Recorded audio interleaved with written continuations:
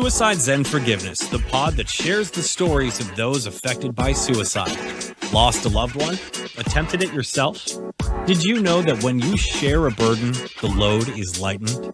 Come listen in with your host, Elaine Lindsay. Suicide Zen Forgiveness, the podcast, is for education only. Some of the subject matter could be triggering for those that are newly grieving or in a poor state of mental health. Please call your local suicide hotline or mental health office if you need immediate help. Hi there. It's great to be back. It's Elaine Lindsay with Suicide Zen Forgiveness. And I'm excited today, which is maybe not a word some people might use for what we're talking about, but I am in fact excited to talk to my guest, Alexandra Wyman. And the reason for that is I believe Alexandra, who's gone through a terrible tragedy, has actually written what to me amounts to be the manual for anyone dealing with suicide. If you lose anyone, and no one's paying me for this. She didn't even know I was going to say that at this moment. But I have to say, I've gone through the book probably 3 or 4 times. I've had it for a week and a half. And the fact is, it covers all the things that are important.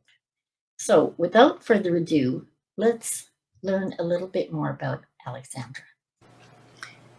My guest today is Alexandra Wyman. She's an advocate and public speaker for resources in the aftermath of suicide. After she lost her husband to suicide in August of 2020, Alexandra found a need to change the language around suicide and decided to write about it. Her memoir, The Suicide Club: What to Do When Someone You Love Chooses Death, is an Amazon bestseller. She's spoken at a variety of conferences, including Bridging the Divide Suicide Prevention and Awareness Summit 2022 and 2023 Northwest Conference on Childhood Grief, and has been accepted to present at the 2023 Military Social Work and Behavioral Health Conference, as well as the International Association of Suicide Prevention Conference 2023 in Piran, Slovenia. Alexandra has also been a guest on a variety of podcasts, including The Unlocked Moment, Author Hour, Resilience Unraveled, She Persisted, and My Wake Up Call with Dr. Mark Golston. Alexandra has her own podcast called The Widows Club as well. She practices pediatric occupational therapy and lives in Colorado with her son. So without further ado, let's introduce Alexandra. Hello there. Hi, it's so great to chat with you today. Well, it's absolutely wonderful to have you. And my impromptu ad there for your book was completely heartfelt. I will put all the information on the transcript pages with the podcast itself. I have to say that I've dealt with lots and lots of grief counselors and talked to all kinds of people over the years. I've had a very long time to come to terms with the first couple of suicides in my life. And I have to say, this book from start to finish covers everything you need to know. And the one thing I forgot to say first was my sincere condolences. Oh, thank you. It had to be very, very difficult for you with just a little, not even toddler yet. I'm not going to take any more of the story. I would like you to share your story with us, and we'll go from there. Sure. Thank you so much. And thank you for all the kind words you say.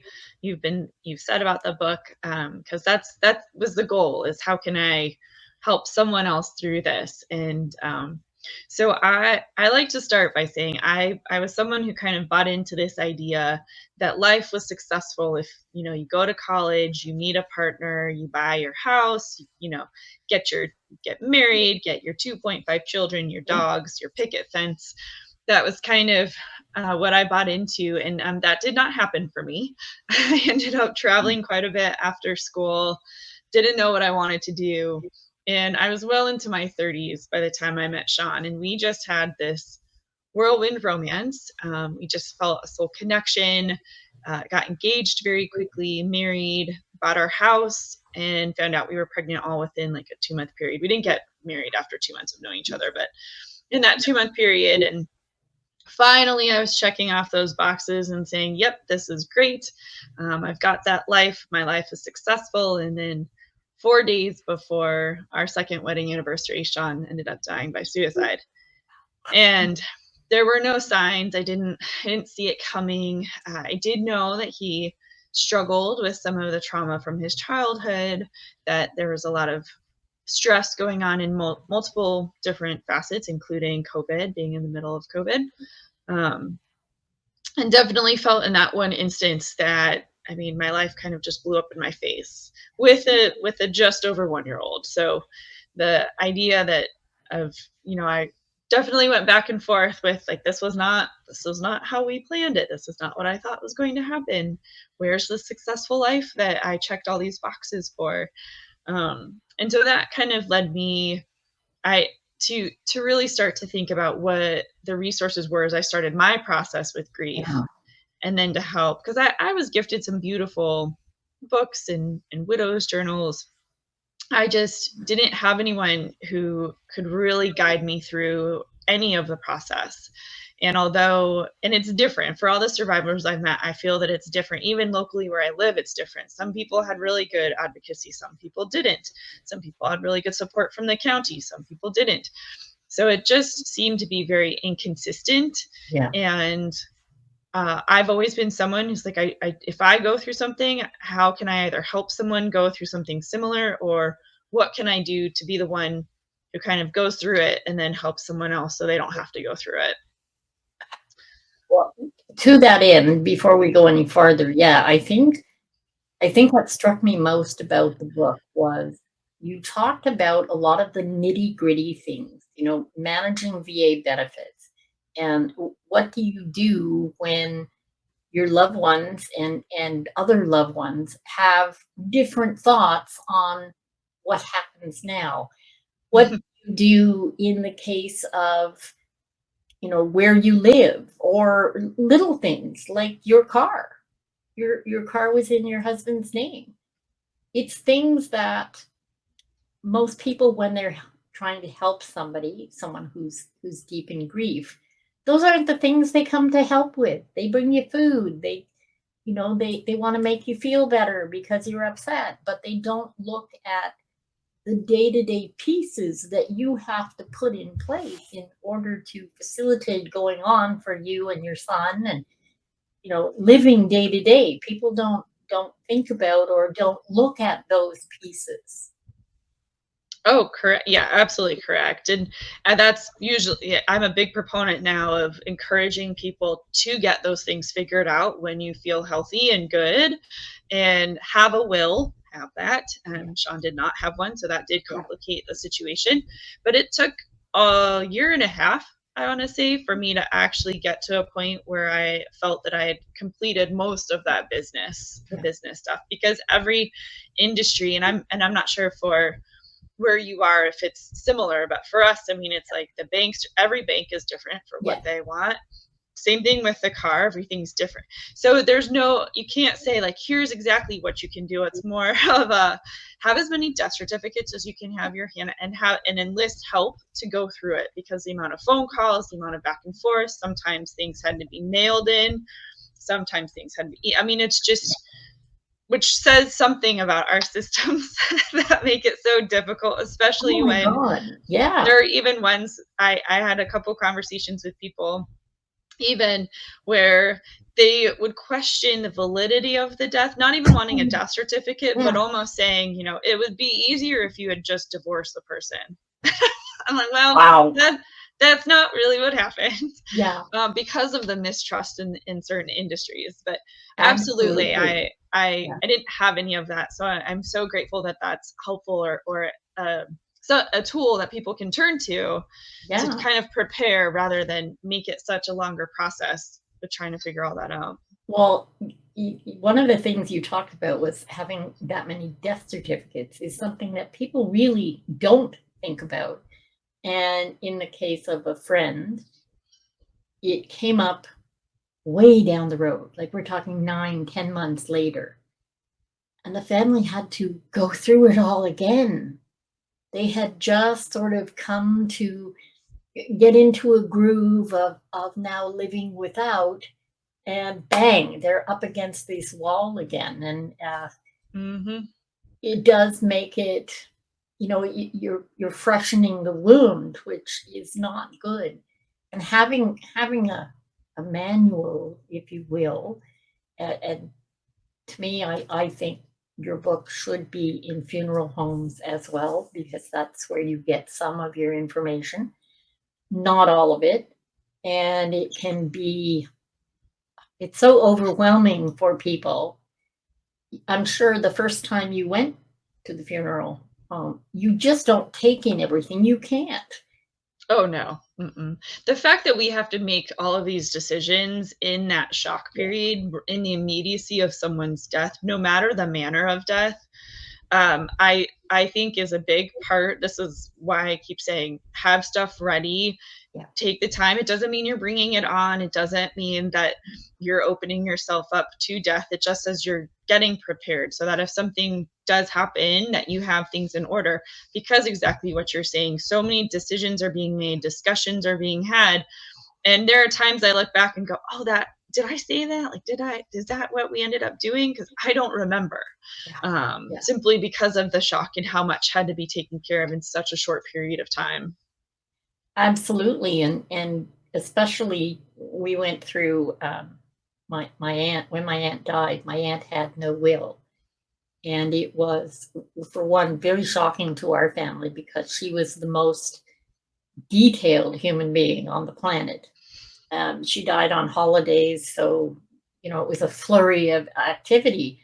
But all these years later, that was in 1979, and all these years later, in 2021, when my sister died, we found out that my grandmother, who had lived with my aunt, actually bought 8 extra plots in the cemetery because of all the garbage we had to go through when my aunt died, and she wanted to be sure the rest of the family didn't have to jump through all those hoops, which That's I amazing. thought was incredible. Yeah, totally incredible. Not that, we were shocked that my sister died, but Sure. it was wow. Like my grandmother had the foresight after all she'd gone through, somewhat like you, to Hmm. make something available for people that come after, so that they don't have to struggle the way she did. And it is a little uncomfortable when I talk about this. It's not that I get really joyous over these ideas of death planning or having a plot or knowing what making sure that what you would like is well known and made known. But it's useful so that when something happens, or if you have another shocking death and or something that happens, that it's one less thing that you have to worry about. It's one last thing that you can just have off your plate and know, because there's more that's going to end up on your plate than you realize. Absolutely. And to that end, particularly in the case of suicide, but we need to normalize these conversations.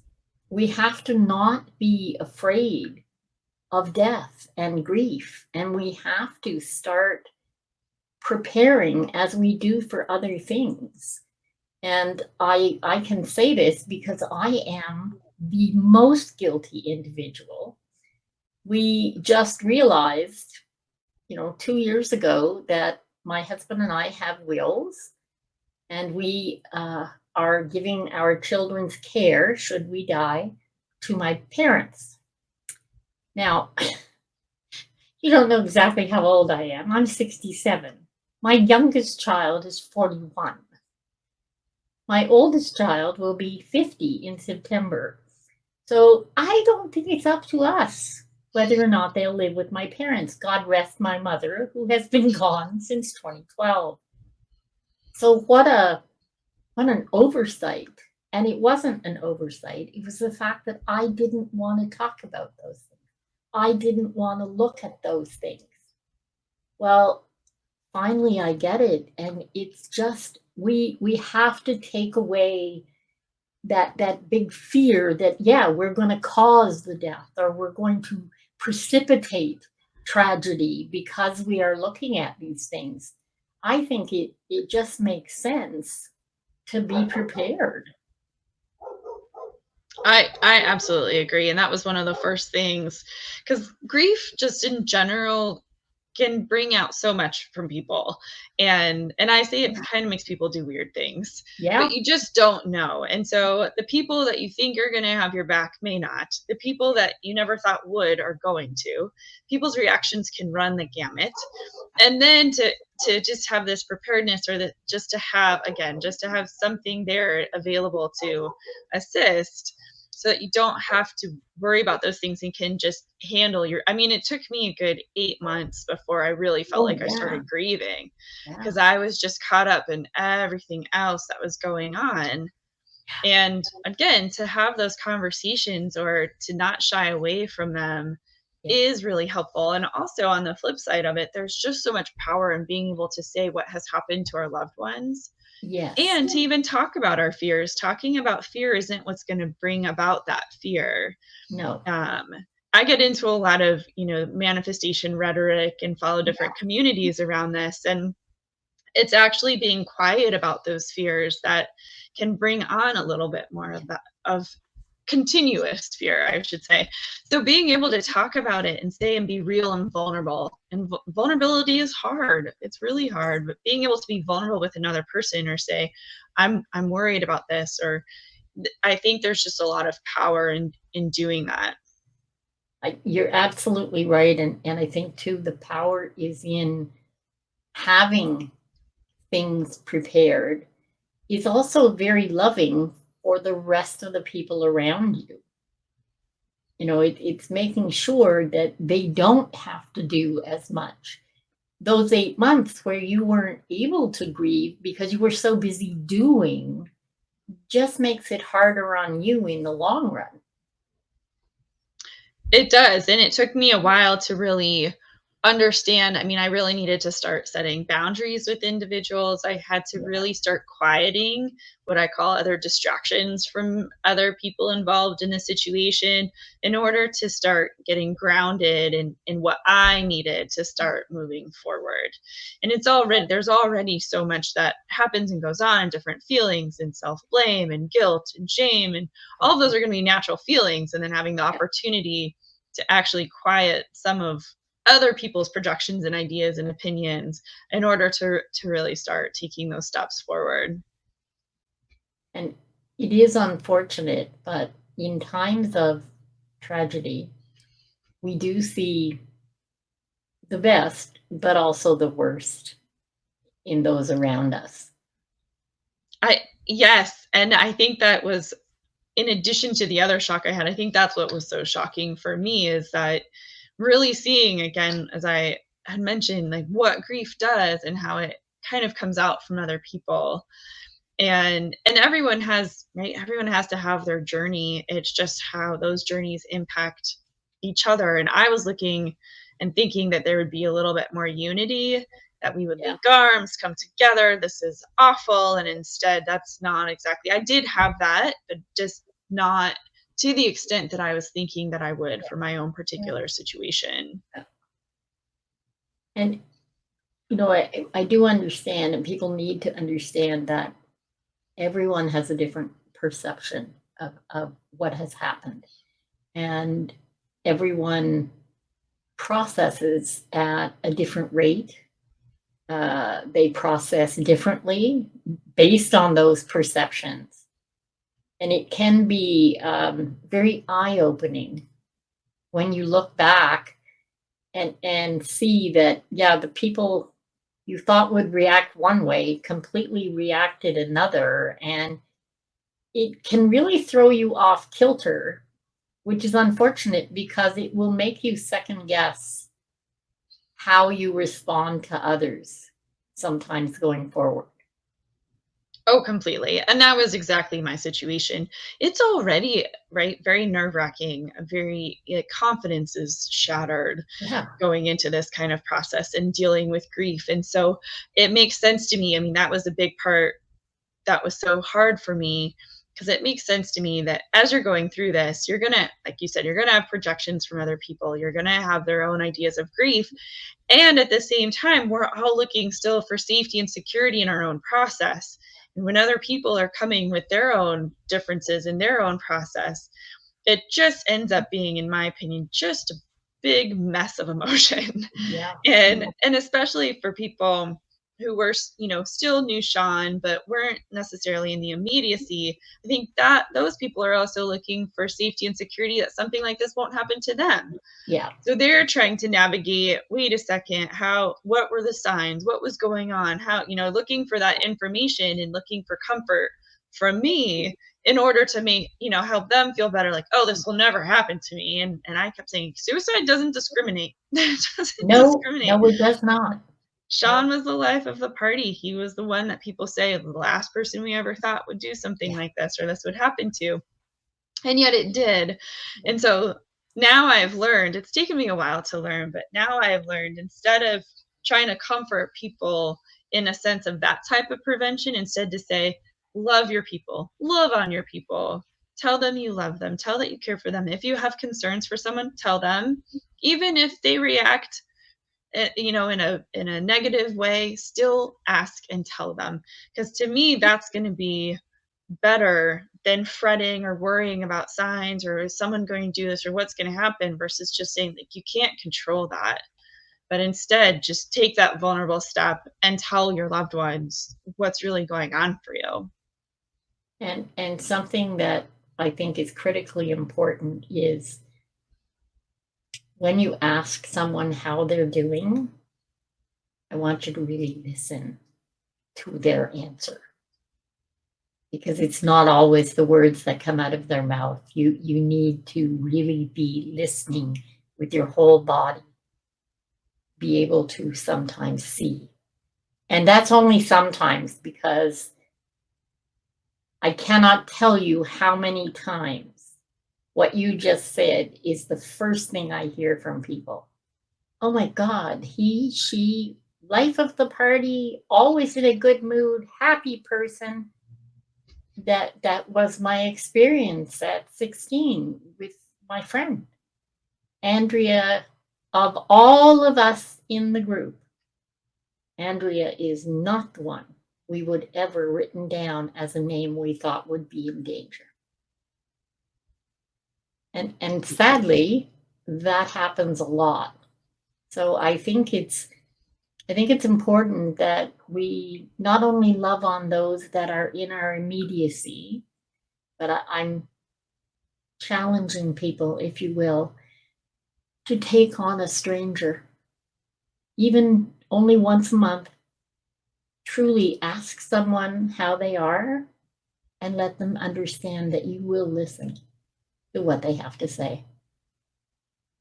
You're so right about that, with actually listening. And even if someone says, I'm fine, there's definitely more listening than just what they're saying, and being able to ask more questions, or be able to really show that you care.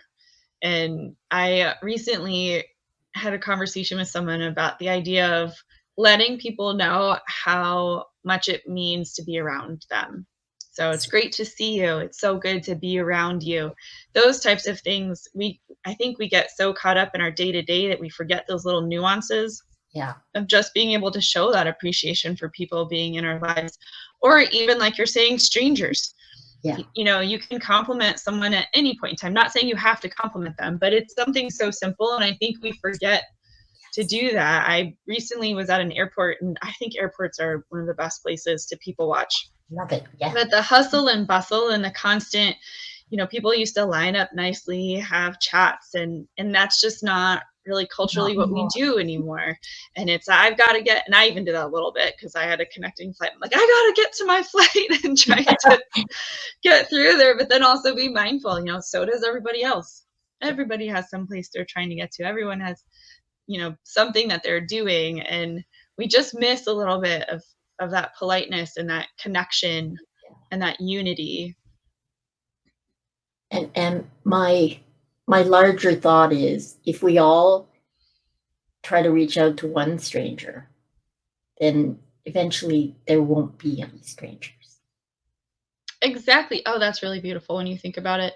That's so true though. And just the power, I mean, there's so much research already, and anecdotal research on just the power of that unity, or just coming together and having communities that you have a shared experience and then are able to come together. And so often I think we look for specific shared experiences, or that we fall in line in our thought processes, or if it's political, or if it's social or economical, versus just that we're humans and we all have lived experience, and life is not predictable.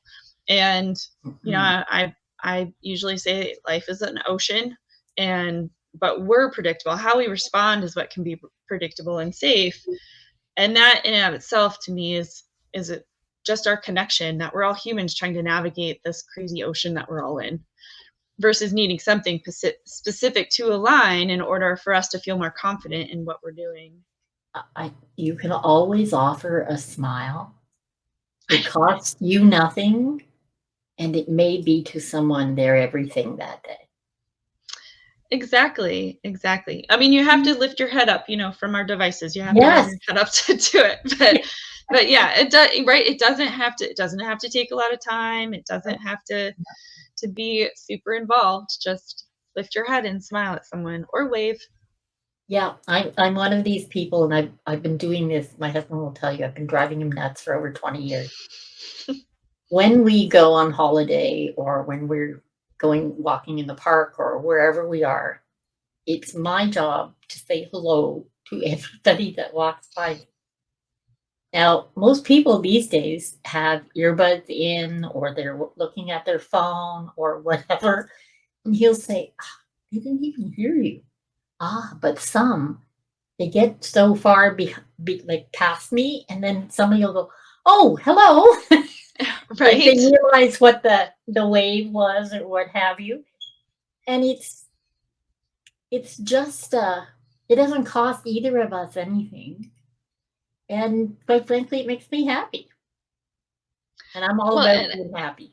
exactly. And again, it's a way to connect with people. And I think of that, taking my dog for walks sometimes, and we have a lot of cyclists that come through my neighborhood, and some of just won't even acknowledge. They don't even acknowledge we exist unless we're in their way. And other people are very friendly, or will say, "Oh, have a great day." And I think that's so great. I mean, I've definitely been on walks where I'm like, "Oh, these individuals were not happy today." Yeah. Um, but I I agree with wave you. It's anyway. something so small and simple that you can do to just have that connection, and it's a way to pay it forward. I mean, I think without needing something in return. I think Yes, when we can get away from needing something in return for doing something nice, it just absolutely. it Yeah. intrinsically can fill us, and I think that's really important too. Yeah. Yeah, and that's a really good point. And I'm not waiting for a response. That's not the point. So Right. you're absolutely right. It's just I wanna give that smile away, and I do. And it's I yeah, Yeah. I it's not might about note waiting. Oh, sorry. I was gonna say I might note if someone doesn't respond very well, but I agree. You don't always do it for the response, but I Yeah, might just sit there and go, yeah. "Oh, Well, there yeah, okay." you're right. There are those people that it's like, "Oh, okay. That was a definite non-response." Just like they look at you like you have 2 heads. But it's such a tiny thing, and I think we've gotten so far away from connecting with strangers. Oh, we it's have. different if it's Mhm. the people that you know, but reaching out to a stranger, for one, it can be really scary. And I'm not suggesting in a dark alley at midnight or anything like that, but reaching out to someone you don't know just to pass on a positive smile, it's so almost innocuous. It's not going to harm anyone, but we don't know what that other person has gone through that day. We don't know if they're worried about a sick family member or have a child in hospital or lost their job, or we don't know any of those things. And that can be the difference between them going forward with their day or sinking into some really, really horrible thoughts. Yes, and I think of how much now working with children, I see that kids have a difficulty sometimes with reading situations, reading facial expressions, and being able to understand.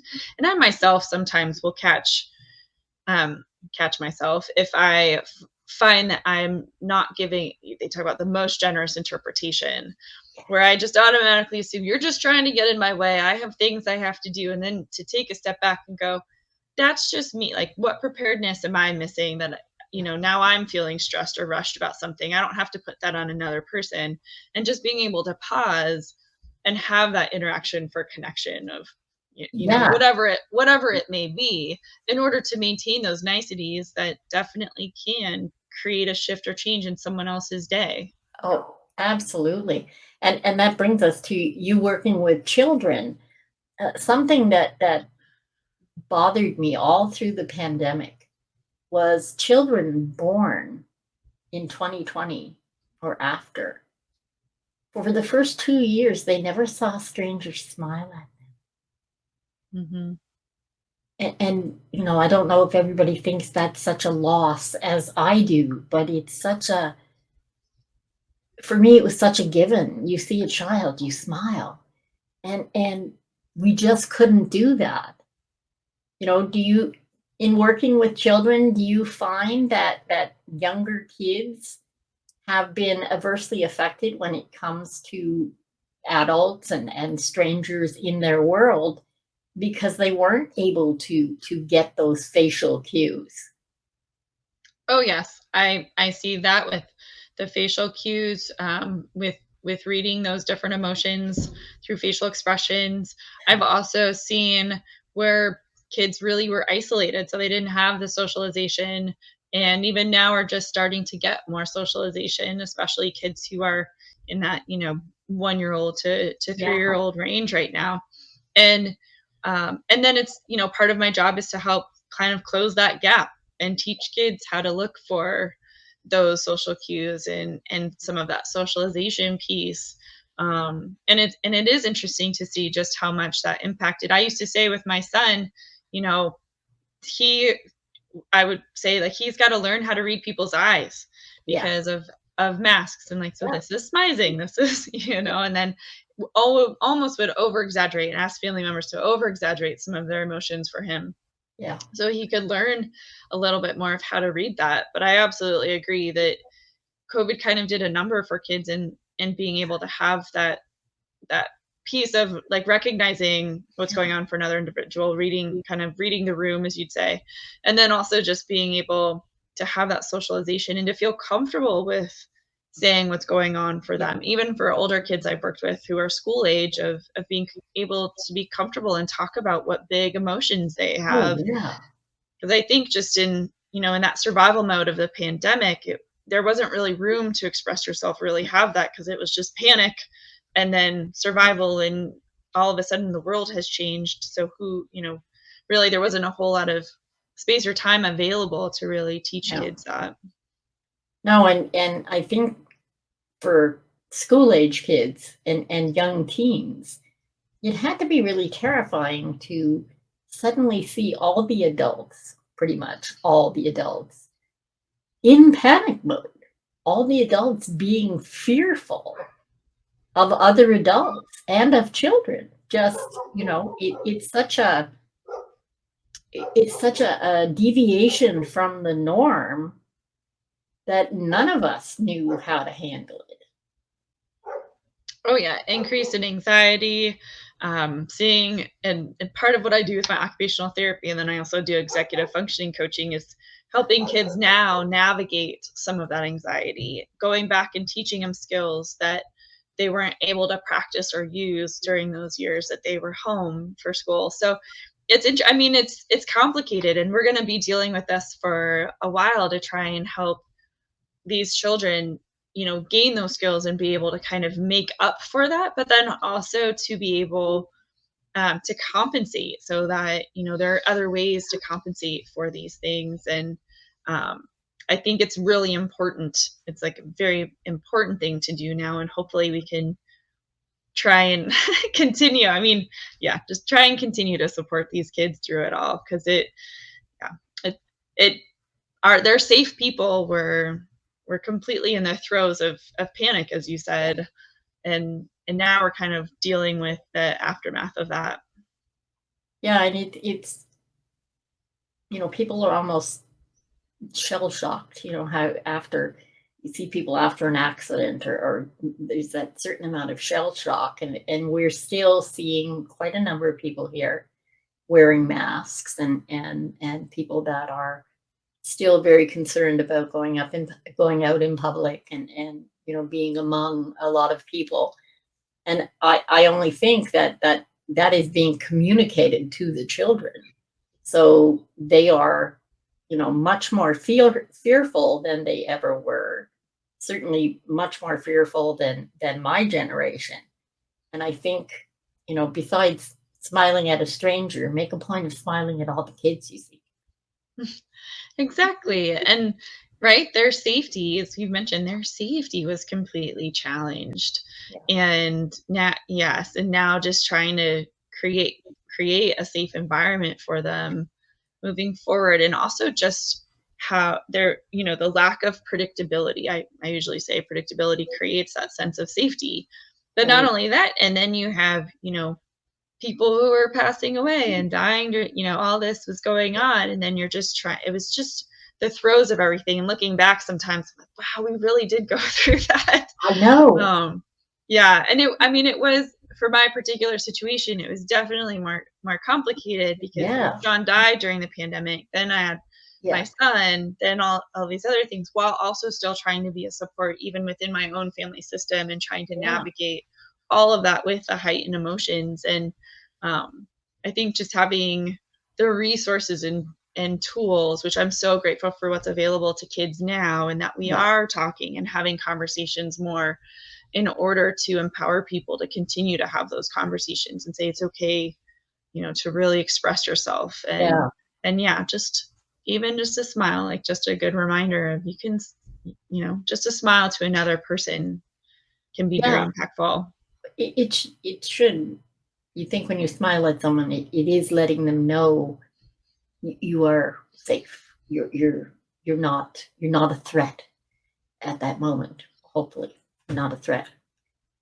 And Yeah, that's actually such a good point about the idea of, people being a threat to each other. yeah, Or And that makes me sad, because again, it's like, we're all just trying to figure out and navigate our day to day.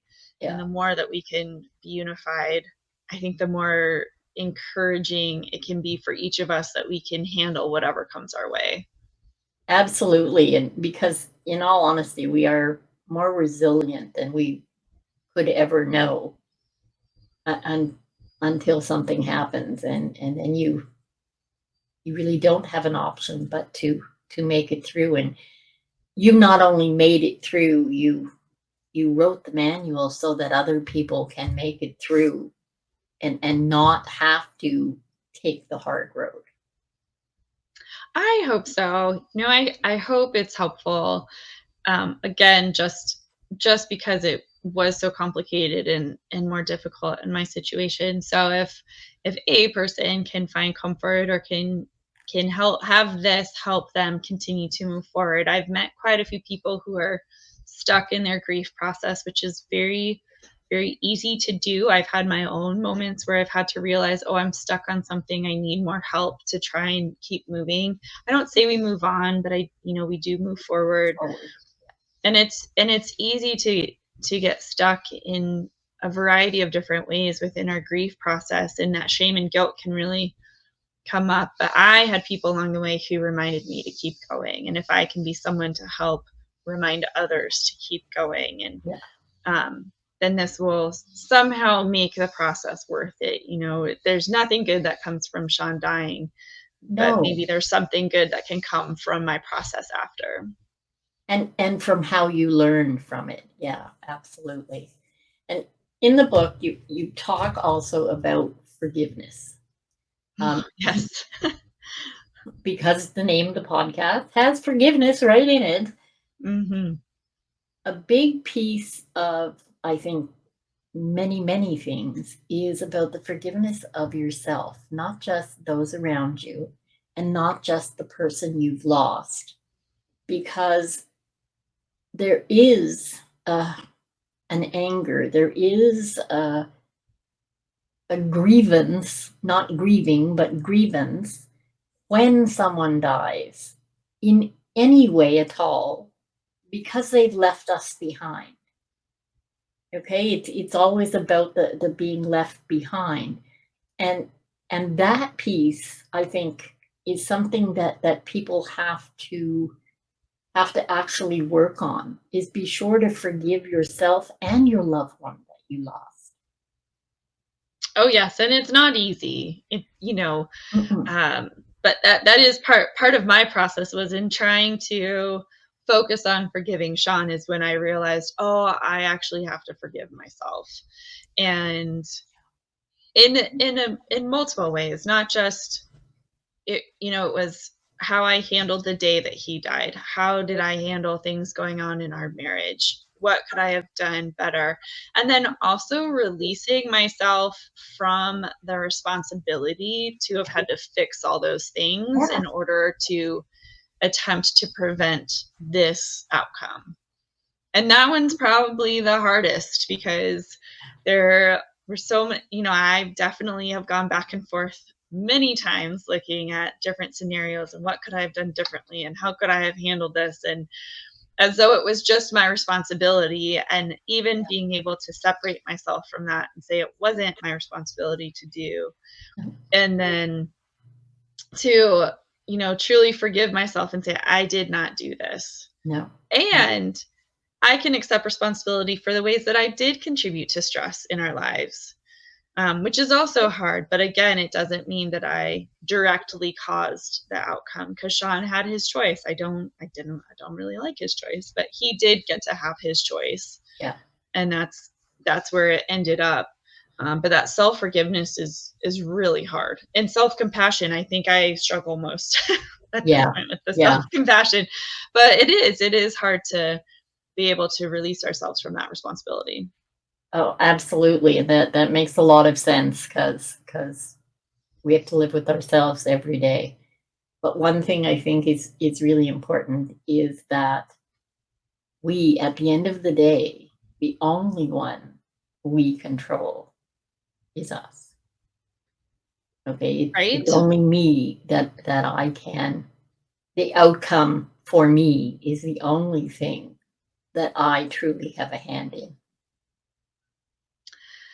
Yeah, and it's so hard to surrender. There's been so much of this process for me that has had to include surrender, because Surrender. again, here I am in this ridiculous situation, and I'm looking for safety and security, and control is a way to look for that and to feel that, and then to be able to have to surrender that, and like you're saying, to acknowledge that really I need to stay in my lane, and only what's in front of me is in my capacity to control. And there's some beauty in that too, I will say, because I think when you can get to that point and you can let go of other ways of trying to control, there's just so much of that joy and understanding of what's left in this life that can kind of come in, and I think that that's really important as well. Oh, absolutely. And you have the benefit of having your son to lavish your love on and go forward with, which I think is an incredible gift to have your little guy. Oh, I don't think I would be in the position I'm in now or have been as able to heal as much as I have if it had not been for him. I recommend that people, when you go through a tragic loss, is to find something to anchor yourself to, Yeah. so that every day you just, even if it's just stepping a toe out of bed or getting a drink of water, that you're still doing something.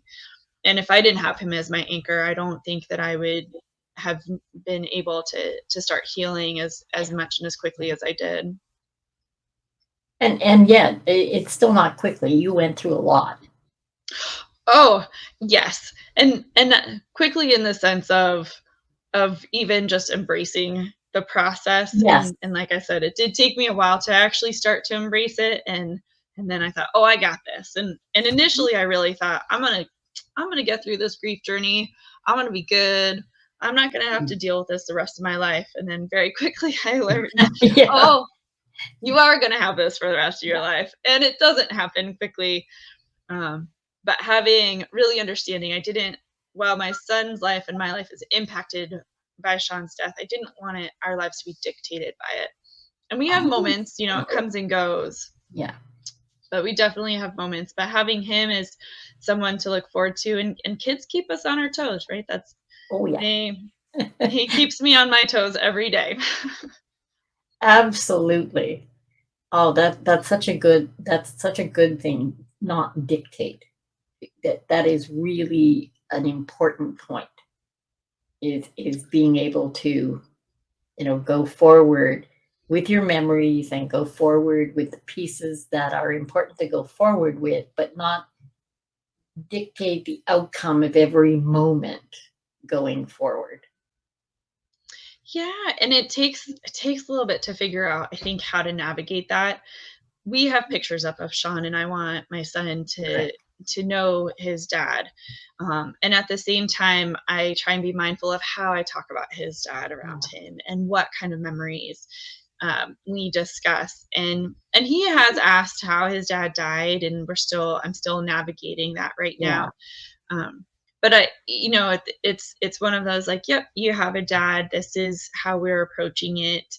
And then also just, not having, while I recognize, when it's been Sean's birthday or Father's Day or something, or a Yeah. milestone comes up for my son, trying to keep it a little lighter in how we talk about his Yes. dad, so that it's not just, well, mommy's really upset today because daddy's missing. And I am honest with him That's good. about those things, and Yeah. being able to say, "Oh, I am a little sad," but not to have it be to the point of, "Well, we can't have a birthday party for you because I'm really Yeah. sad that daddy's not here." Those kinds of things where Yeah. it tends to take a larger toll. And I think being aware of how these things impact us is really important. So I know around, certain holidays, if it's not good, like Father's Day is a harder one for me, then sometimes I'll have family take my son for the day so that I can just have my time to Yeah. work through it and not necessarily have it impact his day as well.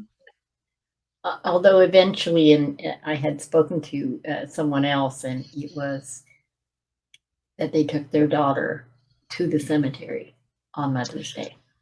Yes, I've definitely thought about that as my son is starting to ask more questions. And I like to do coffee dates. I take a chair to the cemetery and I have my cup Yeah, of coffee, yeah, and then Sean and I have a little chat. But I've thought about that more recently. My son just turned 4, so I've thought about maybe he's yeah, getting to a point where I can, bring him by the cemetery so he can yeah, see what I'm doing. Because he'll say it, he's like, "Oh, mom, you're going to the cemetery today to talk to daddy." I'm like, "Yep, that's what yeah, I'm doing." yeah, But I haven't actually. It's been a while since I've actually brought him there. yeah. Well, I know for people I'm talking about, the little one was in school and it was grade 1 and they were making cards and said, "Well, she can still make a card. She just has to take it to the cemetery, not it's just a little bit different what you're doing, but it doesn't stop her doing that." Right. And That's sweet. yeah, and it gave her and her dad more of a feeling of connection, and it made her similar to the kids in her class because she made a Mhm. card for mommy too. The fact that mommy's not physically here was not of import. It was making the card and being able to take it somewhere. I love that idea. I think that's great. My son tends to do cards for his uncle or for his Yeah. grandpa or something like that. But I do like that idea of helping kids find their own way to Yeah. honor their lost parent or their lost loved one. Yeah. And I think sometimes, as adults, we can say, well, this is what we're going to do. But as you've been saying this whole time, when you listen and can actually see what is going to be impactful for the child so that they feel that they've done something to honor their parent or their loved one, I Absolutely. think And that's really cool. yeah, it allows them to keep the memories alive, not just being told. And in fact, okay, look at Mexico. Okay, the Day of the Dead is a huge day. Hmm. Okay, in India, they like in all these other cultures, they celebrate their ancestors. They people that they have lost, they incorporate them into the family life going on. And I know we tell all kinds of stories all the time about all the people that are no longer with us.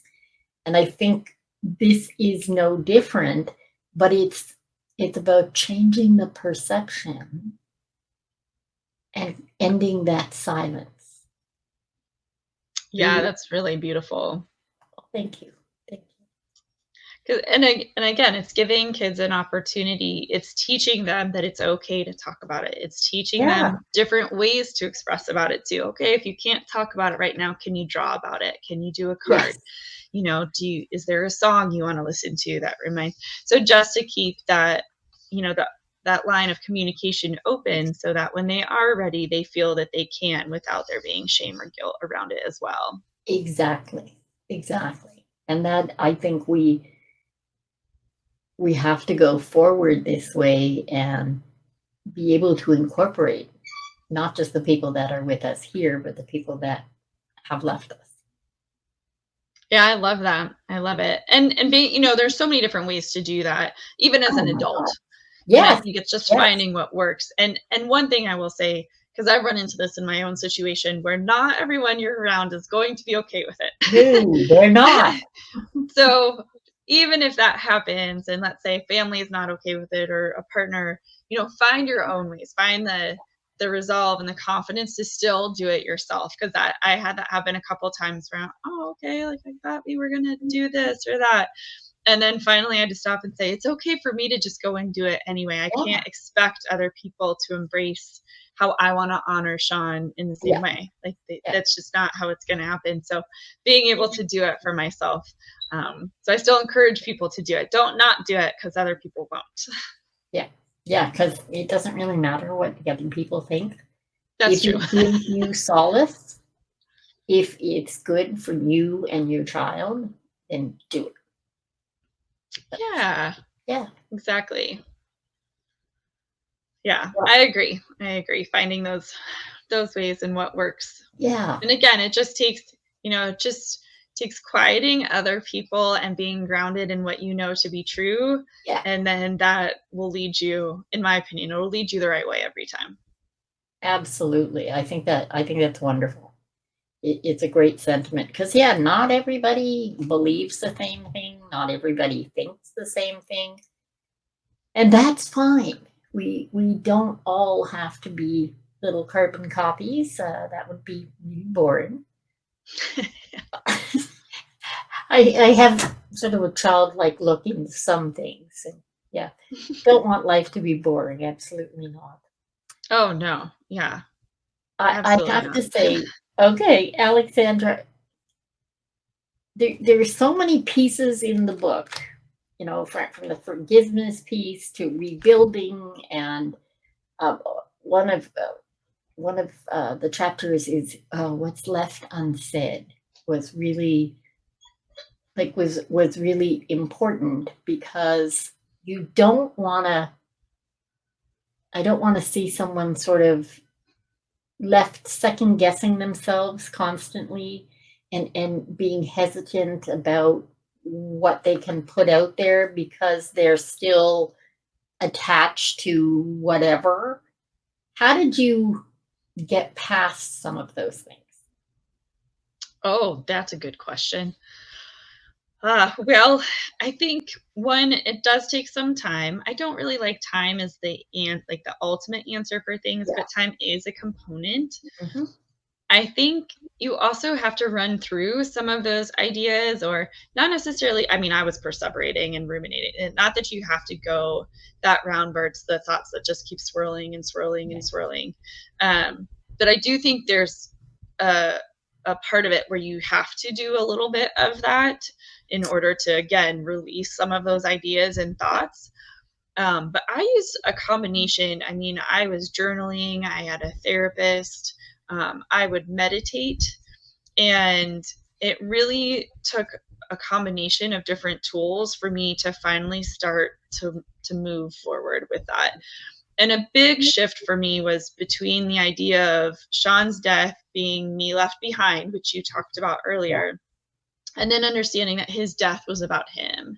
And when I could Yeah. actually shift my mindset to his death was about him, then that's where a bit more of that compassion came in, but I could let go of some of those perseverative thoughts, trying to keep going down that rabbit hole of like, Yeah. what if this was going on? What if this was going on? What was he thinking here? And it's very typical to go through all of that. Yeah. So like it's very common.